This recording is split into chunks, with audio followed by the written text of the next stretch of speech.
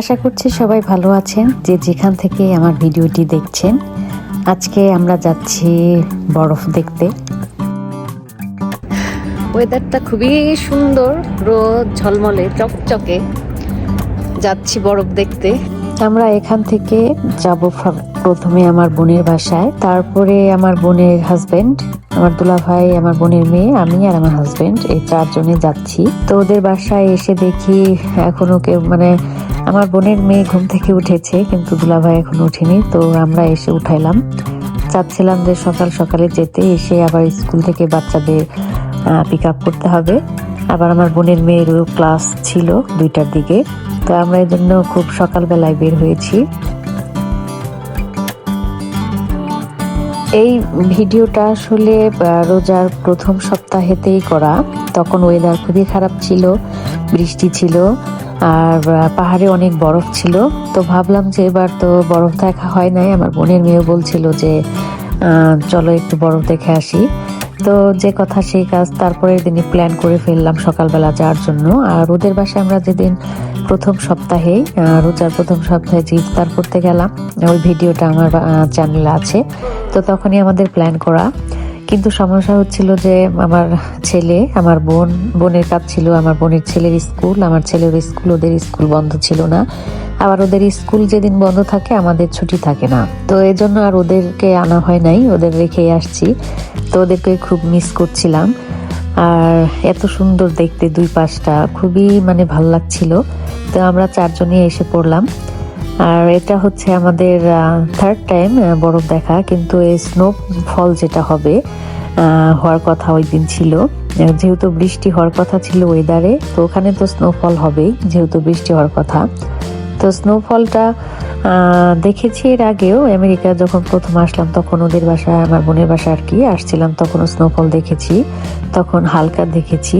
তো এইবারেরটা অনেক বেশি ছিল, মানে অদ্ভুত রকমের একটা অভিজ্ঞতা। তো আর দুই পাশটা দেখেন পুরা একদম সাদা, মনে হচ্ছিল যে আশেপাশে কোনো কিছুই নাই, শুধু আইস পড়ে আছে। আর আকাশটা দেখা যাচ্ছিল না, আকাশের কালার এবং কি যে মাটির কালার, মাটিতে যে বরফ পড়ে আছে পুরো একই ধরনের কালার দেখা যাচ্ছিল। আমরা বাসার থেকে যখন বের হলাম তখন তো চকচকে রোদ ছিল, ওয়েদার খুবই ভালো ছিল। কিন্তু যখনই এই দিকে আসতে থাকলাম তখনই দেখলাম ওয়েদারটা আস্তে আস্তে খারাপ হতে যাচ্ছে, মেঘলা হচ্ছে। আমরা গাড়ি নিয়ে যতই সামনের দিকে যাচ্ছি আর ততই হচ্ছে কি ওয়েদার খারাপ দেখাচ্ছে। আর তখনই আইস ফল হওয়া শুরু হয়ে গিয়েছে বৃষ্টির মতো। আমরা নর্মালি যেমন বৃষ্টি নামে তো পানি পড়ে, আর এখানে স্নো পড়ছিল আর কি, একদম বৃষ্টির মতো। তো আমরা এগুচ্ছিলাম আর ভাবছিলাম যে আর কত দূর যাওয়া যাবে কিনা, কারণ আইস পড়ার সাথে সাথে কিন্তু রোডটা অনেক স্লিপারি হয়ে যায়, অনেক রিস্ক হয়ে যায় যদি গাড়ির চাকার মধ্যে আপনি চেন না লাগান। তো আমার দুলা ভাই বলছিল যে আর হয়তো বা বেশি দূর যাওয়া যাবে না গাড়িতে, যেহেতু চাকায় এখনো চেন লাগানো হয় নাই। তো অনেক গাড়ি যাচ্ছিল, তবে রিস্ক আমরা নিতে চাচ্ছিলাম না। মূলত আমরা যে পাহাড়টাতে উঠতে চাচ্ছিলাম আর একটু সামনে, সেটাতে আমরা যেতে পারি নাই, কারণ এত পরিমাণ আইস পড়া শুরু হয়ে গেল, স্লিপারি হতে যাচ্ছিল রাস্তাটা। এজন্য আমরা আর এত পর্যন্ত না গিয়ে মাঝ রাস্তা থেকেই ঘুরে আসছি। তো যেটুকু দেখতে পেরেছি আলহামদুলিল্লাহ, যে ভীষণ সুন্দর একটা মানে অভিজ্ঞতা, আর কঠিন অভিজ্ঞতাও বলা চলে। আমরা অনেক সময় যারা এই বরফ এলাকাতে বা অঞ্চলে থাকে, টিভিতে বা যে কোনোভাবে যখন আমরা দেখি স্নোফল হচ্ছে, খুবই সুন্দর ফিল হয় যে যেতে পারলে ভালো হতো, এরকম এলাকায় থাকতে পারলে ভালো হতো। আসলে না, তারা কিন্তু ভীষণ কষ্ট করে। আর এই কষ্টটা যে কি ধরনের কষ্ট এখানে গিয়ে আমি বুঝতে পেরেছি। প্রচন্ড ঠান্ডা, আপনি যতই কাপড় চোপড় পরেন না কেন, আপনার যে নিঃশ্বাসের সাথে যে বাতাসটা ঢুকে সেটা কিন্তু অনেক ঠান্ডা লাগে। তো নাক মুখ হাত পায়ের যত কাপড় চোপড়ই পরেন না কেন, একটা ঠান্ডা ওয়েদারে আপনি কতক্ষণ থাকতে পারবেন। তো আমি খুব ফিল করছিলাম যে আমেরিকার বিভিন্ন স্টেটে যে এত স্নোফল হয়, তারা আসলে কিভাবে চলাচল করে বাইরে, খুবই কষ্টদায়ক। তো আমরা চলতে চলতে রাস্তায় একটা জায়গাতে একটু মানে গাড়িটা থামানো হলো যাতে আমরা একটু ছবি তুলতে পারি আর এই স্নোফলটা উপভোগ করতে পারি। তো এই জায়গাটাতে যে জায়গাটাতে আসলে আমরা গাড়িটা স্টপ করেছি সেটার পেছনে কিন্তু ছোট হোটেল টাইপের আছে, লজ যেটাকে বলে। তো সেখানে আপনারা ইচ্ছা করলে স্টে করতে পারেন রাতে, তবে আগে থেকে বুকিং দিতে হয়। তো অনেকেই করেছে দেখলাম। আর ওখান থেকে আপনি একদম ক্লোজ আপনি স্নোফল দেখতে পারবেন, ওখানে পাহাড় আছে সেটা উপভোগ করতে পারবেন। তো এই উইন্টারে অনেকে এখানে থেকে তারপরে সময় কাটায়। আমরা এই যে গাড়িতে যতক্ষণ বসেছিলাম ততক্ষণ তো হিটার ছিল, যে এই গাড়ি থেকে নামছি মানে তো কি একটা কাঁপাকাঁপি অবস্থা, ঠান্ডা, প্রচন্ড ঠান্ডা। আর আমি যে কাপড়টা পরে আসছি জ্যাকেট মানে সোয়েটার, লং সোয়েটার যেটাকে বলে, সেটা কিন্তু একদমই সুইটেবল না এই আইস ফলের এখানে। তো এটা আসলে আমি ফ্যাশনের জন্যই পরেছি।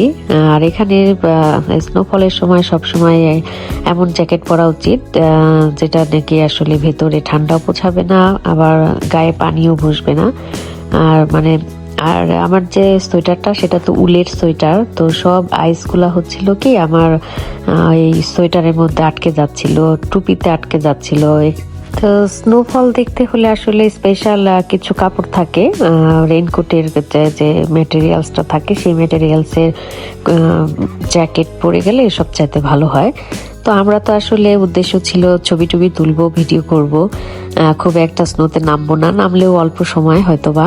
কিন্তু আমরা যে মেন জায়গাটাতে যেতে চেয়েছিলাম আর উপরে, সেটা আসলে যাওয়া হলো না, কারণ রাস্তা অলরেডি বরফ দিয়ে পিচ্ছিল হয়ে গেছে। তো আমরা আর এগোতে চাচ্ছিলাম না, এর জন্য এই জায়গাটাতে স্টপ করে ভাবলাম যে একটু ছবি আর ভিডিও করে নেই।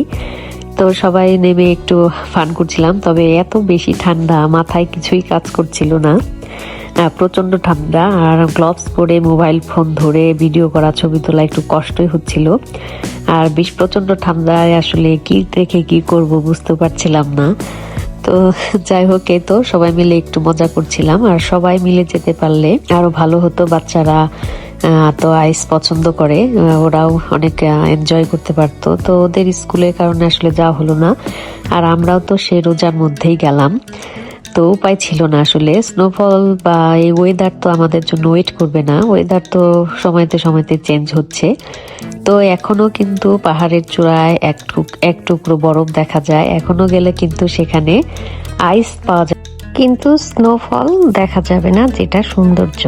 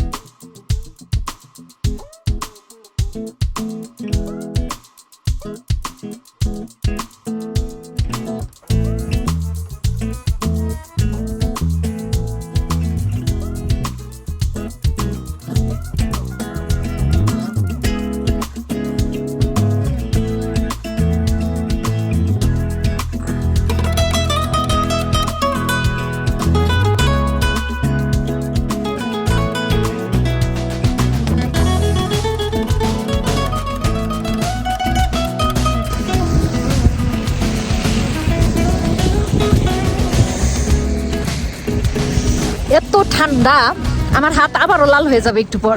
গ্লাভস খুলে ফেলছি। ইস, বরফ পড়তেছে, এই দৃশ্য দেখা তেমন কষ্ট।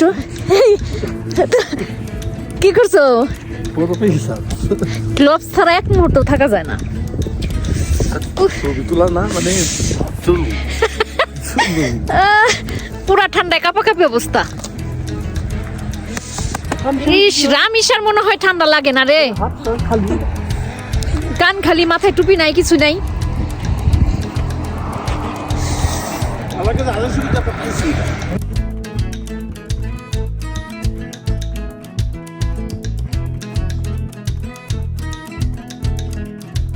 দিবেন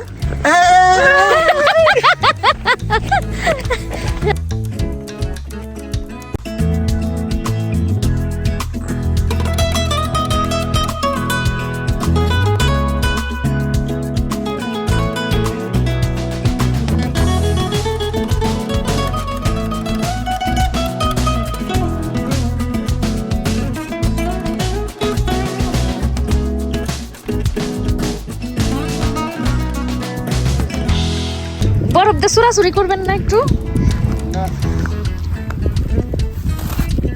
এই যে বড় একটা উঠাইছি এখন।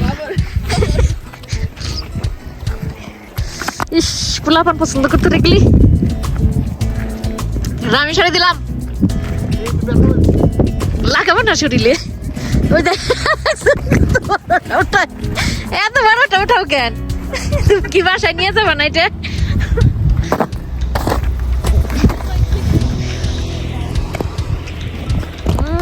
স্নোম্যান বানাইতেছে।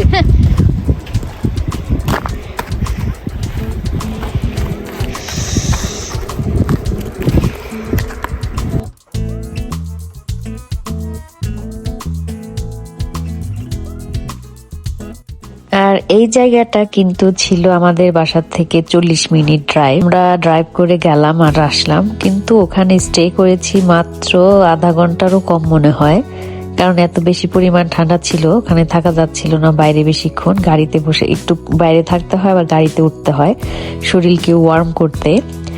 আর এই যে রাস্তা দিয়ে যে বরফ পড়ছে, ওখানে কিন্তু একটা গাড়ি মানে আছেই যে সব সময় রাস্তাকে ক্লিন রাখার জন্য একটা গাড়ি সব সময় যাতায়াত করছে। রাস্তার উপরের যে বরফগুলা সেগুলা সাথে সাথে ওরা ক্লিন করতে পারে, কারণ ওই দিক দিয়ে মানুষ, টুরিস্ট বিশেষ করে যাতায়াত করছে, এবং কি তাদের যাতে কোনো সমস্যা না হয়, গাড়ি কোথাও যাতে আটকে না যায়, কোথাও স্লিপ করে না যাতে। তো এই জন্য সবসময় এই যে বরফ ক্লিন করার যে গাড়িগুলা থাকে সেগুলা কিন্তু সব সময় ওই দিক দিয়ে যাতায়াত করছে।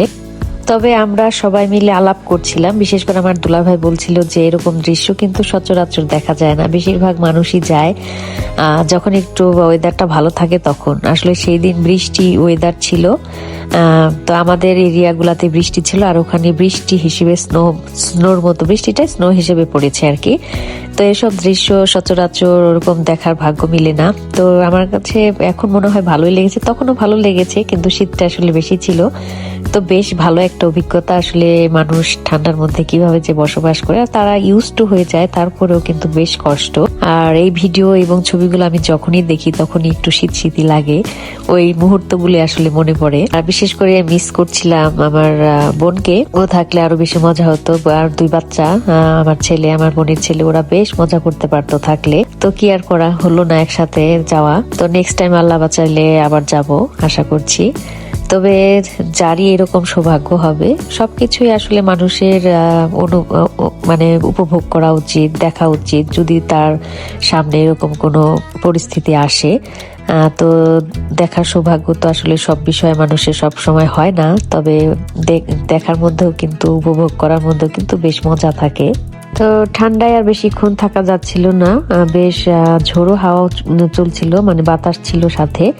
তো ভাবলাম যে বাসায় চলে যাই। তো বেশ সুন্দর একটা অভিজ্ঞতা নিলাম। আসলে এটা খুবই ভাগ্যের ব্যাপার।